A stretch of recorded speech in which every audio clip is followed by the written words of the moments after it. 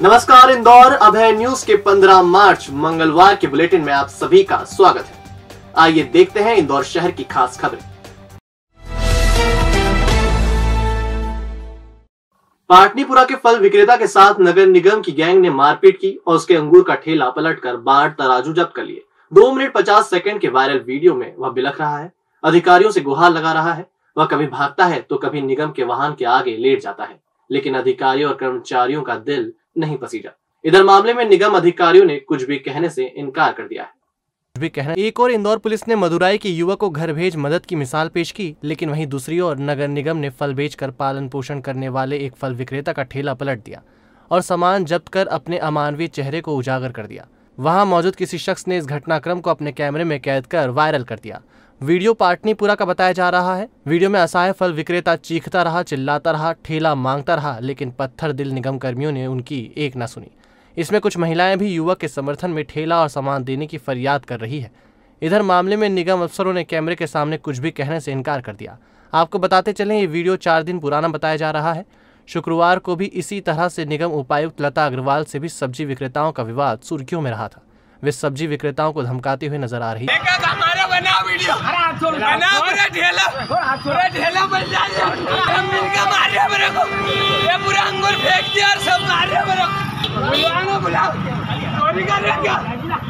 अरे तो क्या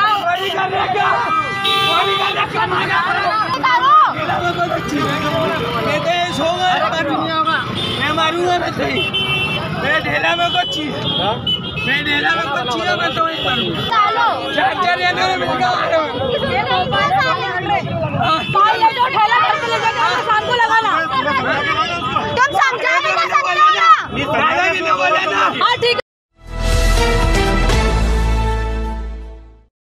अमर पैलेस कॉलोनी में कुछ बदमाशों ने तलवार और डंडा लहराते हुए यहां लोगों में दहशत फैलाने का प्रयास किया। बदमाश हथियार लेकर लोगों के पीछे दौड़ते रहे। तोड़फोड़ और हंगामे के सीसीटीवी फुटेज के आधार पर पुलिस ने एक युवक को हिरासत में लिया है। होली का पर्व नजदीक आते ही गुंडे बदमाशों ने उत्पात मचाना शुरू कर दिया है। इसी कड़ी में अमर पैलेस कॉलोनी में कुछ बदमाशों ने तलवार डंडा लहराते हुए यहां लोगों को डराने का प्रयास किया। बदमाशों ने घर के बाहर रखी बाइक पर डंडे चलाए। घटना के सीसीटीवी फुटेज सामने आने के बाद एक युवक को हिरासत में लिया है। वहीं रीतिक निवासी भोलाराम उस्ताद मार्ग और राजा राम की पहचान की गई है। पुलिस इनकी तलाश कर रही है।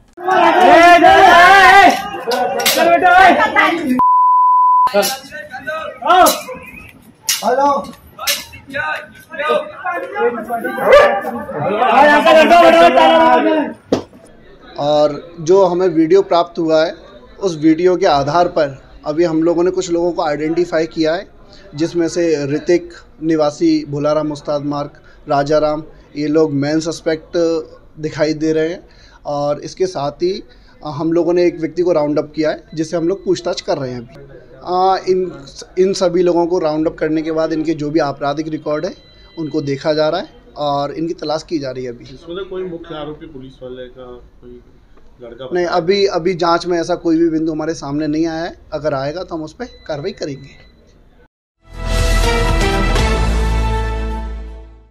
चोइथरा मंडी से गल्ला व्यापारी का रुपयों से भरा बैग युवक ले उड़ा। बैग में करीब 60,000 रुपए थे।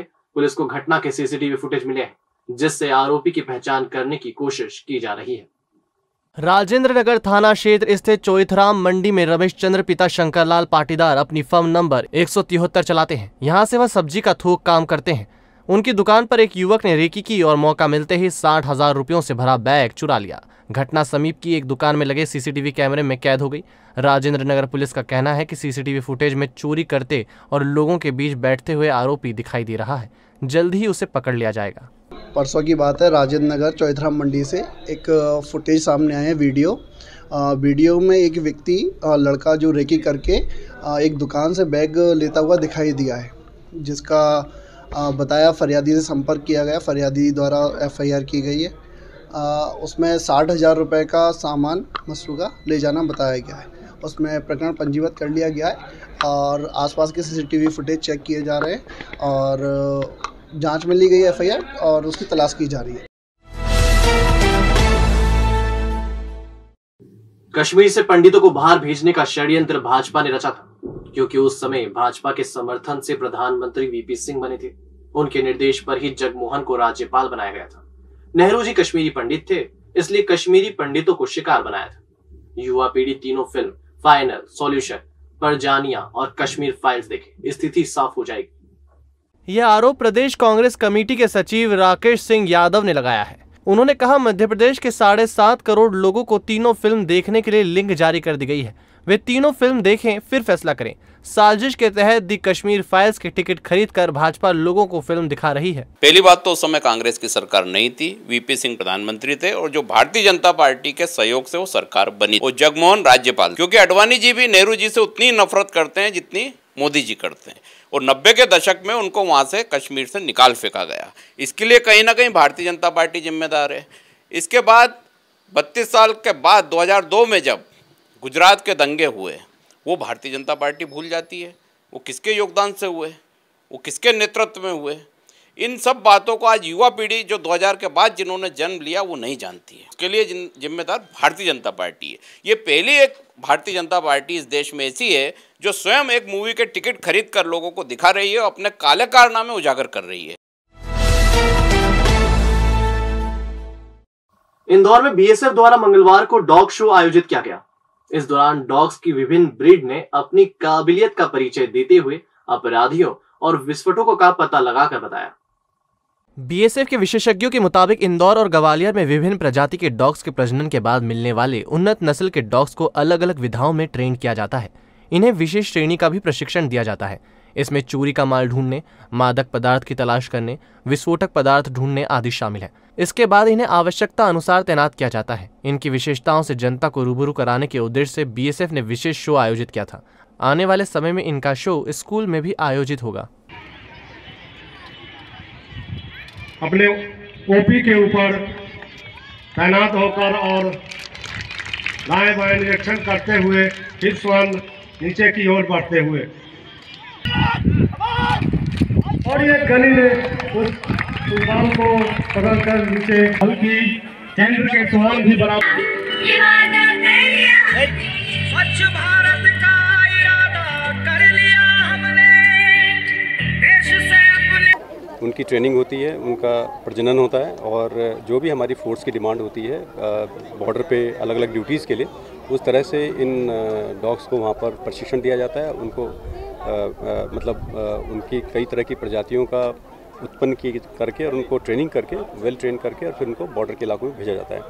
आज इस जो प्रशिक्षण केंद्र है, इसकी महत्ता को पब्लिक में बताने के लिए ये केंद्र के कुछ कार्मिक इन स्वान के साथ यहाँ पे आए हैं, और हमारे जो सहायक प्रशिक्षण केंद्र हैं, इनके जो फैमिलीज़ हैं और सभी अधिकारीगण और जितने भी यहाँ पे जवान हैं, इन सभी को इन्होंने अपने प्रदर्शन दिखाए हैं।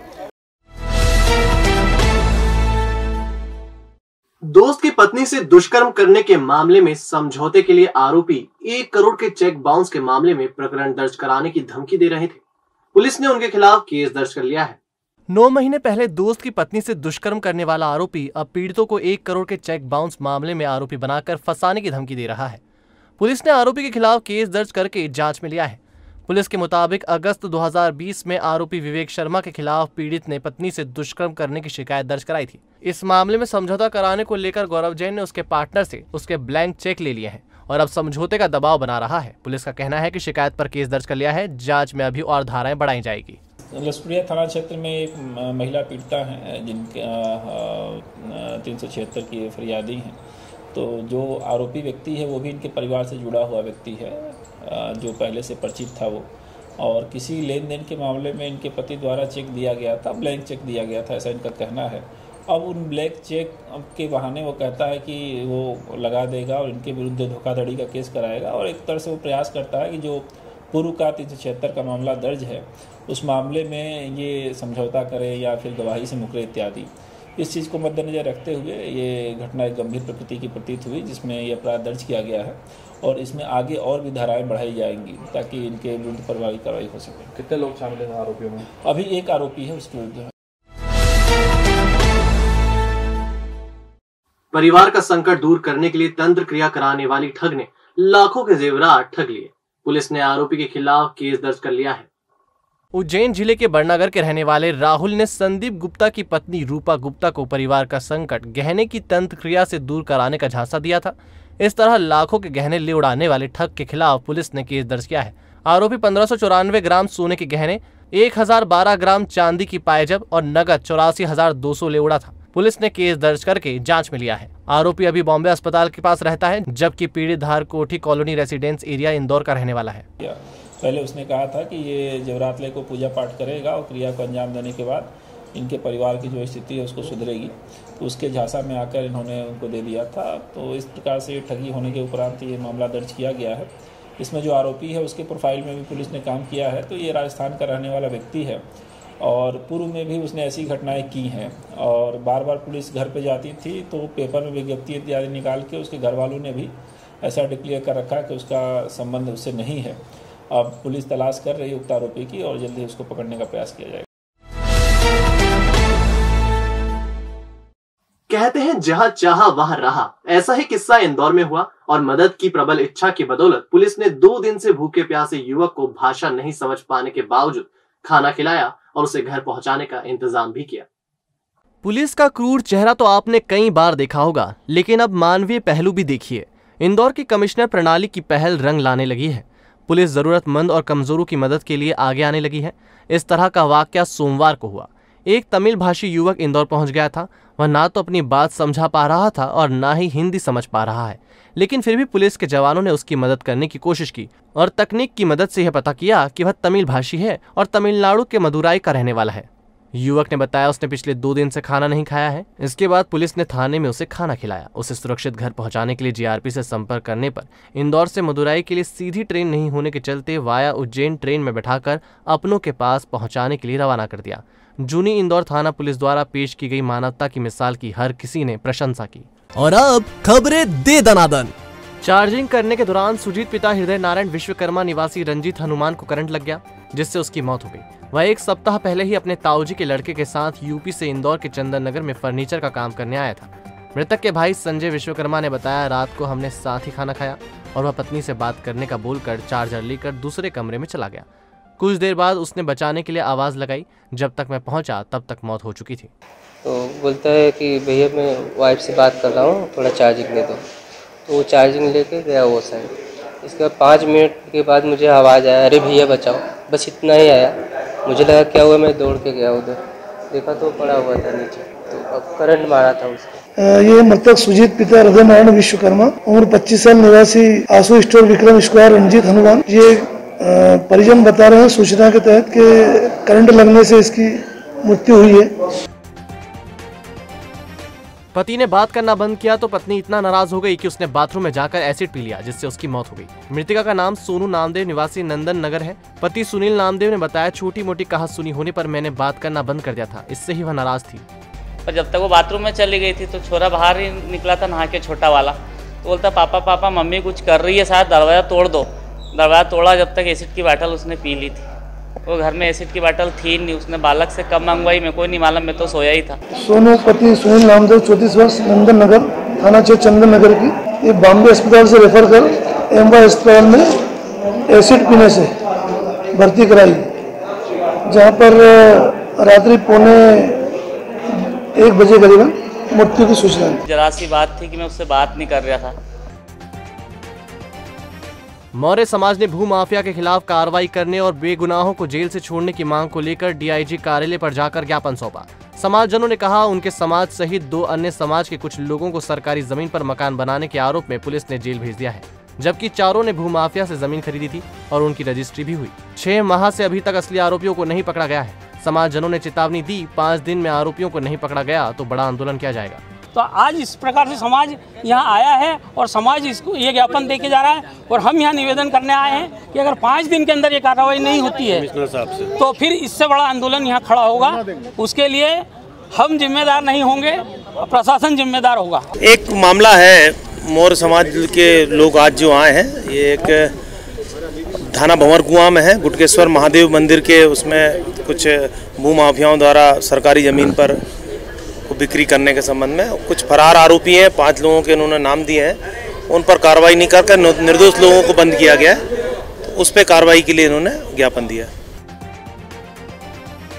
धनवंतरी नगर से टवेरा कार को बदमाश चुरा ले गए। चोरी करने के लिए बदमाश स्विफ्ट से आए थे। सीसीटीवी फुटेज में आरोपी रतलाम मंदसौर की ओर जाते हुए दिखाई दे रहे हैं। पुलिस की एक टीम इन्हें पकड़ने के लिए भेजी गई है, दूसरी टीम सीसीटीवी फुटेज खंगालने में जुटी है। धनवंतरी नगर राजेंद्र नगर से एक टवेरा गाड़ी गई है, उसमें FIR लॉन्च कर ली गई है और उस पर काम किया जा रहा है। तो ऐसी संभावना है कि वो रतलाम मंदसौर साइड गई है और उसमें आसपास के हम लोगों द्वारा एक टीम गठित की गई है। बाकी टीमें अन्य जगह के सीसीटीवी फुटेज खंगाले जा रहे हैं। जैसा जो भी अपडेट होगा आपको सूचित किया जाएगा। मांगलिया में रहने वाली मंजूबाई मंगलवार को जन सुनवाई में पहुंची। यहां उसने अधिकारियों को बताया कि उसकी आजीविका चलाने के लिए उसके पास एक घोड़ी थी। पिछले कुछ दिनों से वह बीमार थी, इसलिए वह उसे मांगलिया के सरकारी डॉक्टर के पास ले गई। डॉक्टर ने उसे ठीक करने का दावा करते हुए घोड़ी को करीब 14 इंजेक्शन लगाए। दवा डॉक्टर के बेटे की मेडिकल से खरीदी थी। इसके बाद भी घोड़ी की मौत हो गई। मांगलिया का एक मामला है। उन्होंने कहा कि साहब हमारी एक घोड़ी थी जिसको कि कुछ तकलीफ थी। हमने गवर्नमेंट डॉक्टर को दिखाया, वेटनरी डॉक्टर को। उन्होंने ऐसी दवाई दी कि हमारी घोड़ी की डेथ हो गई है। तो doctor DDBS deputy director veterinary है, उनको जांच के लिए भेजा है और उनको कहा है कि इसमें पूरी जांच करें किस परिस्थितियों में उनकी घोड़ी मरी है। क्रिप्टो करेंसी के नाम पर 300 लोगों से धोखाधड़ी करने और फर्जी सर्वर के माध्यम से 20 करोड़ से ज्यादा ठगने वाले आरोपियों के खिलाफ SIT बनाई गई है, जो पूरे मामले की जांच करेगी। 2 आरोपी अभी पुलिस रिमांड पर हैं। मामले में पुलिस ने दुबई में रहने वाले अतुल बिष्ट और उसकी मैनेजर मोनिका को आरोपी बनाया है। विजयनगर थाना पुलिस जांच कर रही है। अभी SIT बनी है एक फॉरेक्स ट्रेडिंग के मामले में, जिसमें जांच चल रही है और अभी आरोपी PR में है। उनके द्वारा जो चीज़ें बताई गई उस हिसाब से हमारी टीमें वेरीफाई कर रही हैं। जांच में और भी जो तथ्य आएंगे उस हिसाब से कार्रवाई होगी और भी फरियादी आने की संभावना है। और पीड़ित अगर आते हैं पुलिस के सामने FIR दर्ज कराते हैं तो निश्चय ही और भी प्रकरण इसमें दर्ज किए जाएंगे। तो आपने देखा हमारा बुलेटिन। आपको हमारा बुलेटिन कैसा लगा, इसका फीडबैक कमेंट सेक्शन में जरूर दीजिएगा। फिर मिलेंगे नए बुलेटिन के साथ। नमस्कार।